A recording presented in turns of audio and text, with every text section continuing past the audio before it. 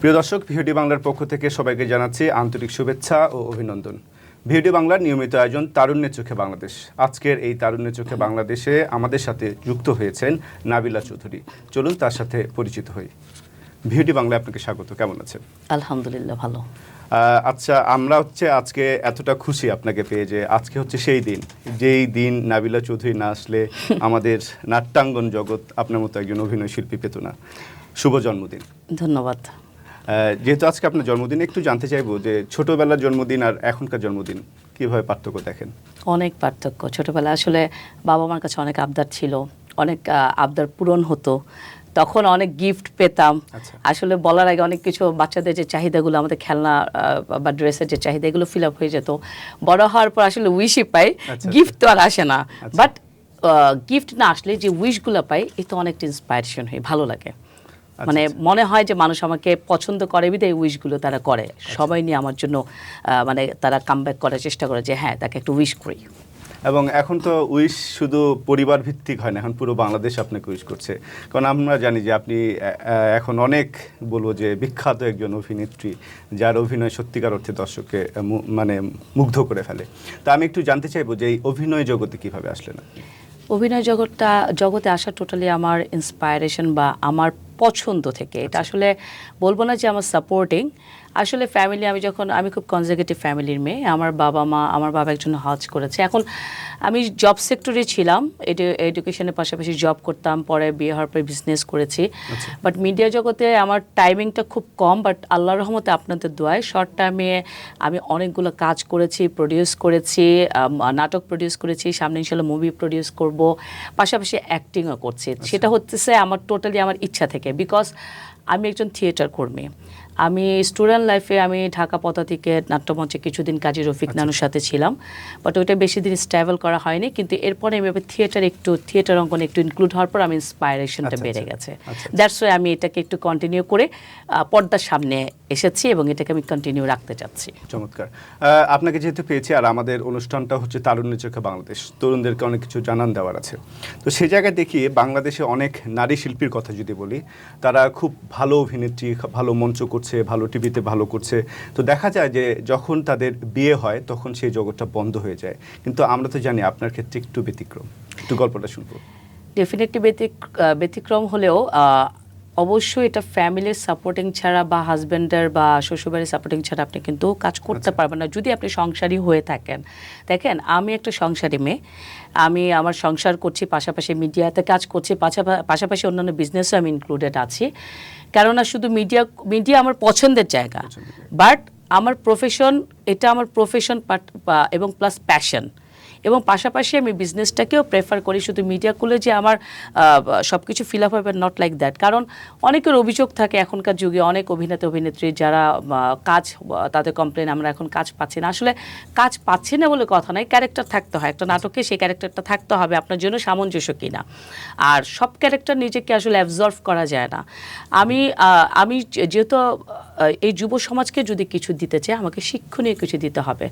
আমি negative content করলে আমি ভাইরাল হতে পারবো, কিন্তু মানুষকে আমি কিন্তু কোনো ভালো মেসেজ দিতে পারবো না। যেহেতু আমার জেনারেশন এগুলো দেখতেছে, আমার বাচ্চা কাচ্চা দেখতেছে, আমার ফ্যামিলি মেম্বার দেখতেছে, আমাকে এমন কিছু করতে হবে যেন তারা বলতে পারে হ্যাঁ, আমরা ভালো কিছু মেসেজ দিয়ে গিয়েছি এবং আমাদের মাধ্যমে তারা ভালো কিছু অর্জন করতে পেরেছে।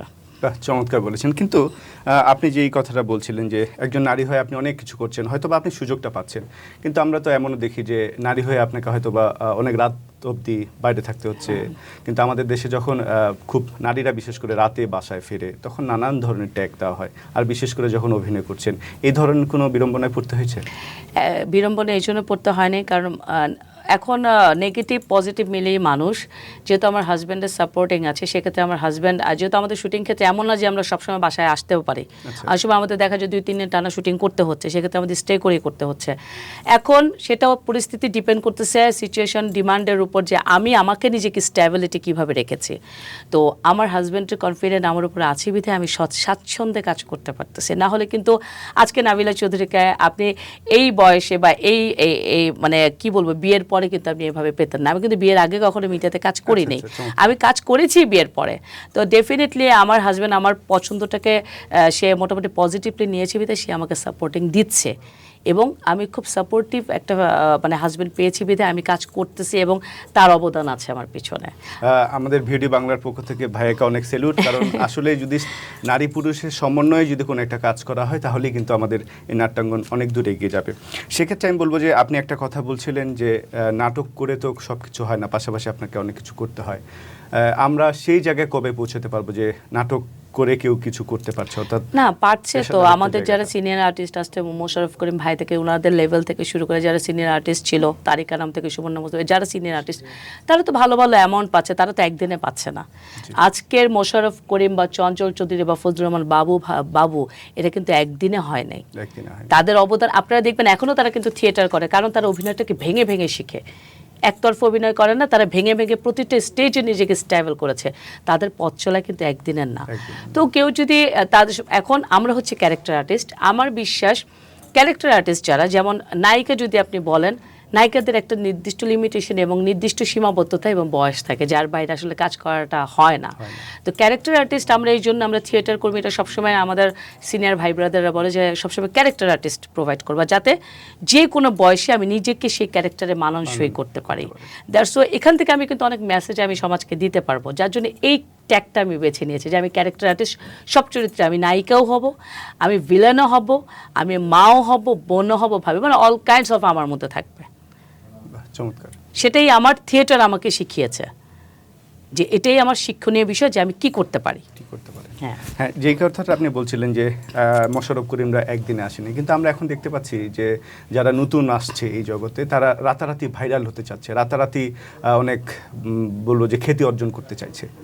সেই জায়গাটা আপনি কিভাবে দেখেন? আসলে আপনি দেখবেন শিক্ষার কিন্তু শেষ নাই। আমরা যদি পড়াশোনাও করতে চাই, পিএইচডি করার পরে এই নিজের ইচ্ছা অনেক পড়াশোনা করা যায়, কিন্তু আপনি যেটা জাতিগত শিক্ষা বলে, হ্যাঁ, যে আমি শিখতে চাই, তো শেখার কিন্তু এখন আমরা থিয়েটার করতেছি, কাজ করতেছি, ওই জায়গা থেকে যদি চিন্তা করে আমি ভাইরাল হব, ভাইরালের ট্যাগ তো অনেকভাবেই নেওয়া যায়, সেটা নেগেটিভভাবে হওয়া যায়, পজিটিভভাবে আসলে ভাইরালটা অতটা হওয়া যায় না। কারণ আমাদের সমাজে নেগেটিভ কন্টেন্টটাই কিন্তু মানুষ মানে করে দেখতেছে, তারা নেগেটিভ রিয়েক্ট দিচ্ছে, নেগেটিভ কমেন্টস করতেছে, বাট সেটাই কিন্তু দেখতেছে। আপনি পজিটিভ একটা কথা বলবেন, সেটা কিন্তু স্কিপ করে যায় অনেকে। কিন্তু আপনি নেগেটিভ হওয়ার পর আপনি সমাজে যতই ভালো মেসেজ দেন, আপনার মেসেজটা গ্রহণযোগ্যতা পায় না, কারণ মানুষ আপনাকে নেগেটিভ হিসেবেই রাতারাতি ধরে ফেলছে। আপনি যতই চেষ্টা করেন যে না আমি পজিটিভ থ্রো করবো, সে থ্রোটা আসলে পাবলিক খাবে না। তো আমরা চাই যেহেতু তারুণ্যর সমাজ এটা এবং যুব সমাজ নেই আমাদের দেশ, সেক্ষেত্রে তারা যেন ডিমোটিভেট হয়ে নেগেটিভ রুলসে না যায়। কারণ আপনি দেখেন এই যে টিকটক বলেন, লাইকি বলেন, যা যা হয়েছে, ইনস্টাগ্রাম, এতে লেখাপড়ার পরিমাণ কিন্তু নষ্ট হচ্ছে। মানুষ কিন্তু এগুলোতে চিন্তা করে যে আমি আগামীকাল টিকটক করব, আমি কি ড্রেস পরবো, কালকে আমার থিমটা কি হবে, এই চিন্তা নিয়ে তারা ব্যস্ত। তারা হ্যাঁ, যে আমি এই ড্রেস পরবো, এই গানে শ্যুট করব, এইভাবে সাজবো, কিন্তু আগামীকাল আমার কি পড়তে হবে, আমার পরীক্ষার প্রিপারেশন কি, এই থিংগুলি কিন্তু বাচ্চাদের মাথায় নাই, যেগুলো আমাদের বাচ্চা কাচ্চা নিয়ে আমরা ভুক্তভোগী। তো আমি সরকারের কাছে এর আগেও আমি অনেক ইন্টারভিউতে বলেছি যে এগুলো আসলে বন্ধ করা উচিত, যাতে বাচ্চারা এইটার মাধ্যমে তারা চিন্তা করে কি শর্টকাট আমরা ভাইরাল হয়ে যাচ্ছি, আমরা নাটক সিনেমায় চান্স পেয়ে যাব। আর হচ্ছে তো এখানে নাটক সিনেমা অনেকে দেখা যায় টিকটক থেকে নিয়ে আসতেছে, কিন্তু আমার মতে তারা পুঁথিগত বিদ্যা থেকে আসতেছে না। তাদের কিন্তু একটা ট্যাগ থাকে টিকটকার, তারা বলতেছে সেলিব্রিটি। এই সেলিব্রিটি টিকটকার কিভাবে হয় আমাকে বলেন? এই একটা গানের থিম দিয়ে আপনি কতক্ষণ উগ্র ড্রেস আপ করে নাচানাচি বা যাই করলে এটা কি সেলিব্রিটি হওয়া যায়? তো এই ট্যাগগুলো কেন আসে? তো আপনাদের মাধ্যমে, আপনারা যেহেতু তারুণ্যর প্রজন্ম নিয়ে কাজ করছেন, আপনাদেরকে স্যালুট। তো আপনাদের মাধ্যমে আমি মেসেজ দিতে চাই, আসলে এই ধরনের মানে সফটওয়্যারগুলো আসলে ক্লোজ করে দেওয়া উচিত। অবশ্যই।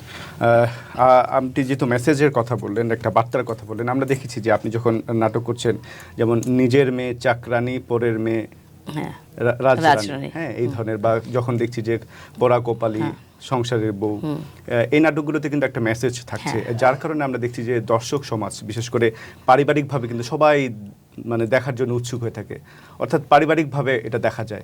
সেই ক্ষেত্রে আপনি কি বলবেন? আমি একটা কথাই বলেছি, আমি নাটকগুলো চুজ করি পরিবারতন্ত্র নিয়ে দেখার মতো, বিকজ আমরা একটা যখন নাটক দেখতে বসি তখন বাচ্চা কাচ্চার সামনে থাকতে পারে, আমার মুরব্বিরাও সামনে থাকতে পারে, সেই নাটকটা থেকে যাতে তাদের সামনে আমি লজ্জিত না হই, মেসেজ দিতে হবে এরকম, হ্যাঁ আমাদের সমাজে যা অহরহ ঘটতেছে এবং আমাদের নাটকগুলোর শেষে কিন্তু এটাই বোঝানো হয় যে এটার কারণে হয়, বউর কারণে সংসারে অশান্তি হয়, নাহলে শাশুড়ির কারণে হয়, নাহলে পরের কারণে হয়। এই মেসেজগুলো এই নাটকের মাধ্যমে প্রোভাইড করা, যে এগুলো করার কারণে কিন্তু আমাদের মধ্যে অশান্তিটা হয়। তো সেক্ষেত্রে আমরা পরিবারতন্ত্রটা কিভাবে ঠিক রাখতে পারি, বা আমাদের নাটকের থিম অনুযায়ী ওটাকে কিভাবে আমরা সামনে রিপ্লেস করতে পারি, ভালো কি দিতে পারি, এই নাটকগুলি আমি চুজ করে আসলে করার চেষ্টা করি। বাহ, চমৎকার। কখন কি ভেবেছিলেন, মানে যদি বলি স্বপ্নের জায়গা, সবার তো একটা স্বপ্ন থাকে, ছোটবেলায় আপনার কি স্বপ্ন ছিল? কি মানে অভিনয় করবেন এরকমই স্বপ্ন ছিল? ছোটবেলায় নানাবিধ, আমার বাবা মা, যেহেতু আমি সায়েন্সের স্টুডেন্ট ছিলাম, তো আমার ইচ্ছা ছিল আমি পাইলট হব। ও আচ্ছা, আচ্ছা, তো ফ্যামিলি ইচ্ছা ছিল আমি একজন ডক্টর হব। আসলে কি সবই হচ্ছে চেষ্টার উপরে। আমি সায়েন্স ব্যাকগ্রাউন্ডের স্টুডেন্ট, ঠিক আছে, বাট ওই জায়গাটা কন্টিনিউ করা হয়নি, কারণ আমি স্টুডেন্ট লাইফেই আমার বিয়ে শাদী হয়ে গেছে। তো আমি বিজনেস ওম্যান হয়ে গেছি খুব তাড়াতাড়ি, আলহামদুলিল্লাহ, আপনাদের দোয়ায় উদ্যোক্তা হয়েছি। পাশাপাশি আমি গভর্নমেন্টের অনেক প্রজেক্ট নিয়ে কাজ করেছি, প্রতিবন্ধী, পাশাপাশি পথশিশু নিয়ে কাজ করেছি। তো আমি আসলে কি মিডিয়াটাকে, আমার ইচ্ছা যে আমি ডিরেকশন দিব, এটাতে এখনো যাইনি, কিন্তু আমি প্রডিউস করেছি একজন প্রযোজক। সবাই যে বলে যে হ্যাঁ প্রযোজক শুধু পুরুষরাই, কেন নারীরও তো হতে পারে। আমি সেই জায়গাটা নিজেকে, আমি অভিনেত্রীর চেয়ে ভালো কিছু কাজের মাধ্যমে, এবং আমি চাই প্রডিউস করে ভালো ভালো ছেলে মেয়েকে সুযোগ করে দিতে, যে তারা যাতে ভালো কিছু কাজ করতে পারে। কারণ আমাদের সমাজে অনেক ট্যালেন্টেড ছেলে মেয়ে আছে যারা সুযোগের অভাবে কাজ পাচ্ছে না। তো সেক্ষেত্রে আমি চাই এরকম কিছু ছেলে মেয়ে আমি উঠিয়ে আনতে, যাদের বলতে পারবে হ্যাঁ এগুলো আমরা তৈরি করেছি, আমাদের হাত দিয়ে এরা গড়া। আচ্ছা, আমরা তো এতক্ষণ ধরে খুব পজিটিভ কথা বলছিলাম, কিন্তু এটা তো সত্য কথা যে অনেক তরুণরা যারা আছে, বিশেষ করে নারীরা যারা এই জগতে আসতে চায়, তাদেরকে তো অনেক বঞ্চনার শিকার হতে হয়, অনেক হেসেলের শিকার হতে হয়। এই ধরনের কি কোনো হেসেলের শিকার হয়েছেন আপনি? না, আলহামদুলিল্লাহ, আমিও আপনার কথার সাথে অনেকটা একমত, কারণ এরকম প্রশ্নের সম্মুখীন আমি অনেক হয়েছি। যা রটে তা কিছুটা তো বটে, এরকম হয়তো। এখন আপনি যদি মিডিয়া অঙ্গনের কথা বলেন, নট অনলি দ্যাট, আপনি নিজে ঠিক তো জগৎ ঠিক, সেটা যে কোনো ক্ষেত্রেই আপনার জন্য সমস্যা ক্রিয়েট হতে পারে। জব সেক্টর হতে পারে, বিজনেস সেক্টর হতে পারে, মিডিয়া সেক্টর হতে পারে, বাট ডিপেন্ডস অন ইউ, আপনি নিজেকে কীভাবে স্ট্রাগল করতে চান। আমার থিম ফার্স্টে থেকেই সেটা ছিল, কোনো কিছু বিনিময়ে আমি কাজ করব না। আচ্ছা, আমি আমার স্বচ্ছতা, আমার মেধা, আমার এক্সপিরিয়েন্স দিয়ে আমি যদি কোনো কিছু করতে পারি, আমার চেষ্টা দিয়ে, কারণ আমি ক্যাপাবল, আমার যোগ্যতা আছে। সো সেক্ষেত্রে আমাকে কোনো কিছু, যে অনেকের মুখে আমি শুনি, আসলে বলে ঠিক না, আমি যে কোনো কিছুর বিনিময়ে আমি করব। এই কথাটা অনেক অভিনেত্রীরা বা অনেক ছেলেমেয়েরা বলে থাকে, বিনিময়, হোয়াট ডু মিন বিনিময়? তোমার বিনিময় হচ্ছে তোমার ট্যালেন্ট, তোমার ক্যাপাবিলিটি। সো আমার বিনিময় হচ্ছে আমার যোগ্যতা। আমি যোগ্যতার ভিত্তিতে যদি কাজ করতে পারি তাহলে স্ট্রাগল করবো, আর যদি মনে করে না আমার যোগ্যতা এই জগতে গ্রহণযোগ্য না, আমি জগৎ থেকে লিভ নিয়ে নিব, বাট বিনিময়ে যাব না। চমৎকার। আপনার কথা যতই শুনছি ততই ভালো লাগছে। আমরা একটু অভিনয় জগতের বাইরে একটু আসবো, যেহেতু আপনি উদ্যোক্তা। আমরা জানি যে আমাদের দেশে ছেলেমেয়েরা, তরুণরা উদ্যোক্তা হতে চায়, নারীরা অনেক উদ্যোক্তা হতে চায়, কিন্তু নানান ধরনের কিন্তু বিপত্তি থাকে। উদ্যোক্তা হতে গেলে আমাদের বাংলাদেশে যদি আপনি লোন নিতে যান, নানান ধরনের ক্রাইটেরিয়া দেওয়া হয়। এই নারী উদ্যোক্তা প্লাস তরুণদের যে উদ্যোক্তা হওয়ার যে একটা জায়গা, সেই জায়গাটা, এই প্রতিবন্ধকতাটাকে আপনি কিভাবে দেখেন? এটা উদ্যোক্তা, আপনি একটু ভালো কথা বলেছেন, অনেক ধরনের হ্যাসেলের শিকার হতে হয়। কারণ চাইলেই উদ্যোক্তা হতে গেলে অবশ্যই নিজেকে ব্যবসা করতে গেলে সে একটা পুঁজি নিয়ে নামতে হয়, যে পুঁজিটা আসলে সবাই কি কতটুকু পুঁজি নিয়ে কী ব্যবসা করবে সেটার উপর ডিপেন্ড করতেছে। কারণ সব ব্যবসার পুঁজি কিন্তু একরকম হবে না, ইনভেস্টমেন্ট একরকম হবে না। এখন তরুণ প্রজন্ম একটা বিজনেস করতে গেলে আসলে কি, আমি যতটুকু দেখেছি, আপনি যে কোনো, আপনি একটা খাবারের বিজনেস করলেন, সেই সম্পর্কে আপনার আইডিয়া থাকতে হবে, বা আপনি একটা পার্লার বিজনেস করলেন, সেই সম্পর্কে আপনার অভিজ্ঞতা থাকতে হবে। আসলে না জেনে কোনো, আপনি আগে শিখতে হবে। আমি যেটা ফিল করি, আপনি না জেনে না শিখে কোনো বিজনেসে যাবে, সেই বিজনেসে আপনি লস করবেন, কারণ এই সম্পর্কে আপনার কোনো আইডিয়া নাই। খাবারের মান কতটুকু ভালো হতে পারে, সেটার কস্টিং কী যেতে পারে, আপনার হোটেলের রেমিনেশন কী যেতে পারে।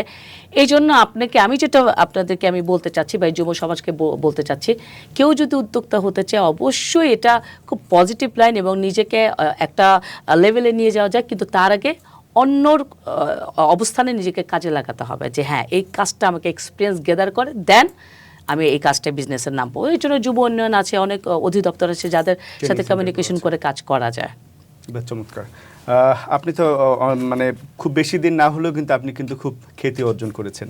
তো এমনকি যখন কোনো আপনি রিহার্সেলে গিয়েছেন কিংবা আপনি শুটিংয়ে গিয়েছেন, এমন কি কোনো মজার মুহূর্ত আছে যেটা দর্শকদের উদ্দেশ্যে শেয়ার করা যায়? আসলে মজার মুহূর্ত প্রত্যেকটা শুটিংই আলাদা রকম হয়ে থাকে, কারণ আমরা যখন শুটিং করি আমরা একটা ফ্যামিলির মতোই এখানে।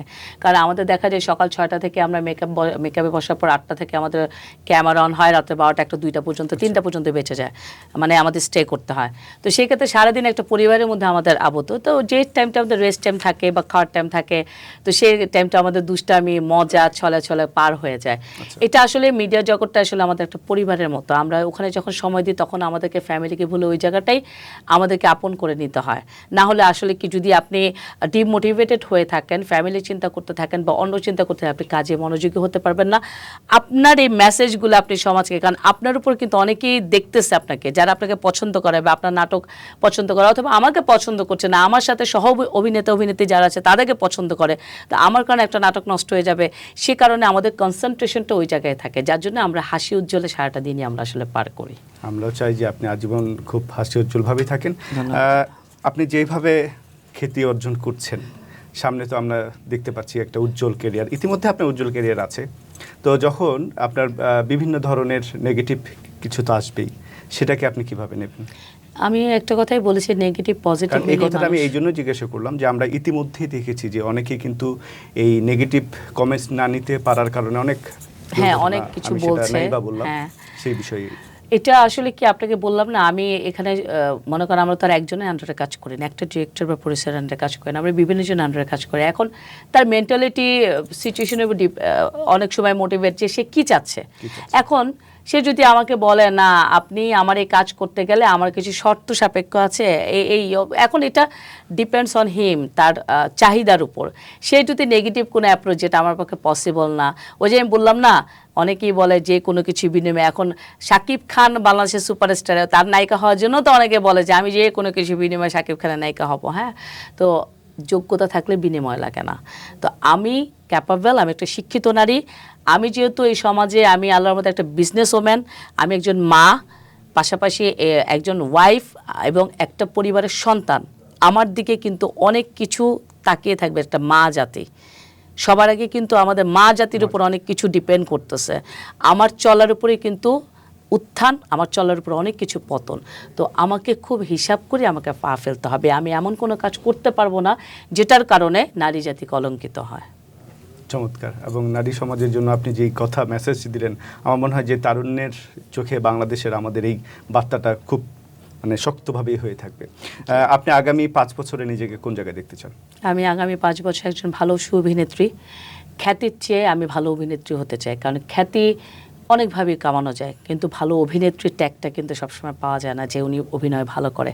আজকে আপনাদের কথায় আমি যতটুকু কাজ করেছি, আপনাদের কাছে আমি অনেক সুখ্যাতি অর্জন করেছি আমার ভালো কিছু কাজের জন্য। তো এই খ্যাতিটা যাতে ছড়িয়ে পড়ে, মানুষ আমার ভালো কাজগুলো দেখে, আমাকে কম চিনুক বেশি চিনুক সাবজেক্ট এটা না, আমি যে ভালো কিছু কাজ করতে, যাতে মরার পরে মানুষ মনে রাখে না অভিনেত্রী এটার কাজ ভালো ছিল, এবং আমাকে সবাই মনে রাখে। আর 5 বছরের মধ্যে আল্লাহর রহমতে আমার যতটুকু প্রচেষ্টা, আমি চাই কিছু নাটক এবং শিক্ষণীয় কিছু, যেমন কাঠগড়া শরৎচন্দ্র ওর মতো কিছু ছবি আমি প্রডিউস করতে চাচ্ছি, শিক্ষণীয়, যারা আসলে এই থিমটার উপর, যারা বই পড়েছে এই থিমের উপর আমরা সমাজকে কিছু দিতে চাই।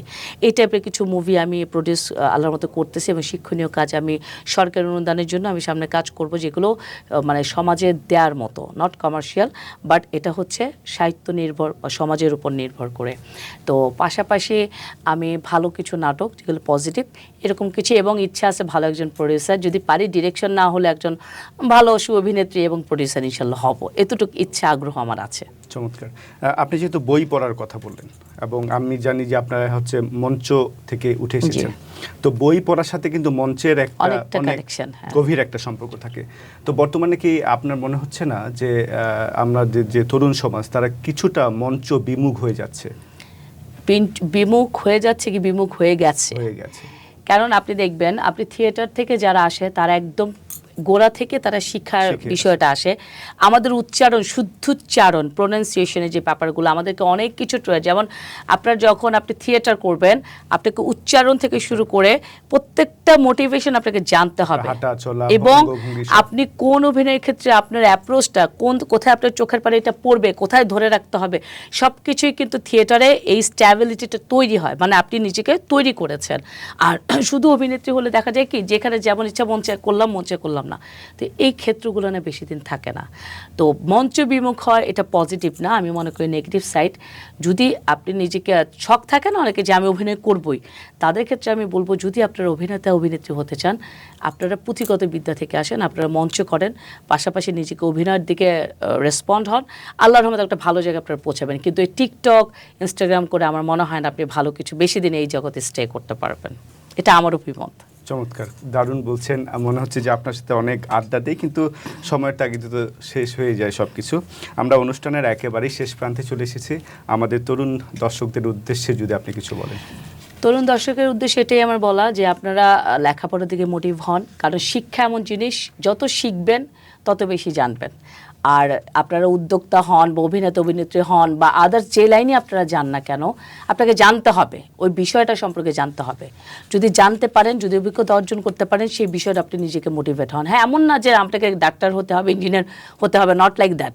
আপনি যেটার উপর অভিজ্ঞ, আপনি সেটার উপর প্রেসক্রাইব করেন। প্রত্যেকটা বাবা মা চায় তার সন্তান একটা ভালো জায়গায় যাক। আপনারা শিখুন, বই পড়ুন, জ্ঞান অর্জন করুন, টিকটক, ইনস্টাগ্রামের মধ্যে জায়গা থেকে বের হয়ে এসে ভালো কিছু অর্জন করুন, ভালো কিছু দেখেন, যেগুলো নেগেটিভ সাইড না, পজিটিভ। আমার মনে হয় এটা তাদের সারা জীবনের জন্য বেটার কিছু হবে। এটাই আমার সন্তান থেকে শুরু করে প্রত্যেকটা প্রজন্মের সন্তানের কাছে আমার চাওয়া। চমৎকার, অসংখ্য ধন্যবাদ। আবারও আপনাকে জন্মদিনের শুভেচ্ছা জানিয়ে ধন্যবাদ। আমরা এখানে বিদায় নিচ্ছি। ধন্যবাদ আপনাকে। দর্শক, কথা বলছিলাম নাবিলা চৌধুরীর সাথে, যিনি কখনো মা, কখনো স্ত্রী, সব জায়গা থেকে তিনি দায়বদ্ধতার জায়গাটা নিশ্চিত করতে চান। এবং তার অভিনয়ের জগতে যেমন তিনি অনেক সাফল্য অর্জন করেছেন, পাশাপাশি তিনি কিন্তু উদ্যোক্তার জায়গা থেকেও সাফল্যতা অর্জন করছেন এবং তিনি প্রযোজনা করছেন এবং সেই জগতে আসতে যাচ্ছেন। আমরা তার সাফল্য কামনা করছি। দর্শক, এতক্ষণ আপনারা ভিওডি বাংলার সাথে যারা ছিলেন তাদেরকে অসংখ্য ধন্যবাদ জানিয়ে আজকের মতো অনুষ্ঠান এখানে শেষ করছি। সবাই ভালো থাকবেন, সুস্থ থাকবেন।